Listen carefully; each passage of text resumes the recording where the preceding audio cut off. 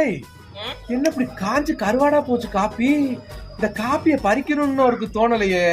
இருந்தாலும் போன் போட்டு சொல்லிட்டு என்ன பண்ணிக்கிட்டு இருக்கீங்க? அவருக்கு இல்லாத அக்கறை உங்களுக்கு எங்க இருந்து வர வேண்டாம், நீங்க கம்முன்னு இருக்க. ஏய், சீசனே முடிஞ்சு போச்சுடி, காப்பி பறிக்க வேண்டாமா? அக்கம் பக்கத்துல எதுக்கு இருக்கோம் நம்ம? இது ஒரு ஆள் போன் போட்டு இருந்துறேன். நம்ம பாருங்க, நான் பறிச்சு காய போட்டேன், நீங்க போன் போட்டுக்க ஞாபகப்படுத்திக்கிட்டு இருக்காம கம்முன்னு இருங்க. ஏய், ஊரான் தோட்டத்துல இருக்க காப்பியை பறிச்சு காய போட்டுருக்கேன்னு சொல்லி உனக்கு கொஞ்சம் கூட வெக்கமே இல்லையா? நான் எதுக்கு வைக்கப்படணும்? விடிய காலையில எந்திரிச்ச உடனே காப்பி கொண்டான்னு சொல்றீங்களா? நீ தான் வைக்கப்படணும். சரி, ஏன் இப்படி முன்னாடி மட்டும் சொட்டையா விட்டுட்டு உள்ள ஃபுல்லா பறிச்சு வச்சிருக்க? இதையும் பறிச்சிருக்க வேண்டியதானே? அந்தாலும் அடிக்கடி ரோட்ல போகும்போது இந்த பக்கம் அந்த பக்கம் பாத்துட்டு தான் போவாரு காப்பி இருக்கான்னு. அவர் கண்ணோட்டத்துக்கு இருக்கிற காப்பியெல்லாம் வச்சுட்டு உள்ள இருக்க காப்பியை பறிச்சு போட்டேன். சந்தேகம் வராது பாரு.